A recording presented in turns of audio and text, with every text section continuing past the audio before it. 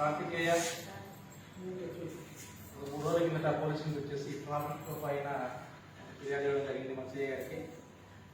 ఆ వయసులో మనం చాలామంది చూస్తున్నాం రోడ్ల మీద, మనకెందుకు లేదు వాళ్ళు చూసుకుంటారు వీళ్ళు చూసుకుంటారని పోయి కనీసం చెప్పడానికి కూడా సంకోచిస్తారు. కానీ ఇంత చిన్న పిల్లోడు ధైర్యంగా స్టేషన్ గారికి వచ్చేసి ఇట్లా స్కూల్కి వెళ్ళడానికి మాకు ఇబ్బంది అవుతుంది, కొంచెం ట్రాఫిక్ పైన కొంచెం నిఘా పెట్టండి, కొంచెం మాకు ట్రాఫిక్ క్లియర్ చేయండి అని చెప్పి ధైర్యంగా వచ్చి ముందు వచ్చి మాకు చెప్పడం జరిగింది.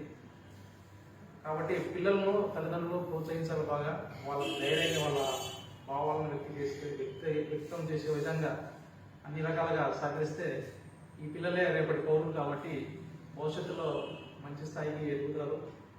కాబట్టి ప్రతి తల్లిదండ్రులు పిల్లల్ని భయంతో కాకుండా ప్రేమతో, సమాజం పట్ల అవగాహన ఉండాలా, అదేవిధంగా చదువుపైన శ్రద్ధ ఉండాలా, పెద్దలపైన గౌరవం ఉండాలా.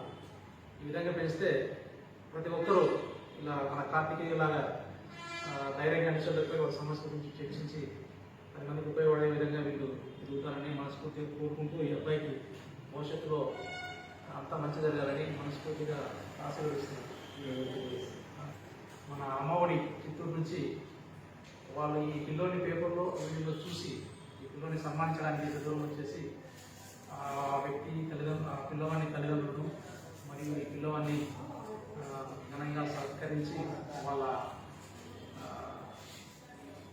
సత్కరించినందుకు వారికి ధన్యవాదాలు తెలియజేస్తున్నాను. Thank you.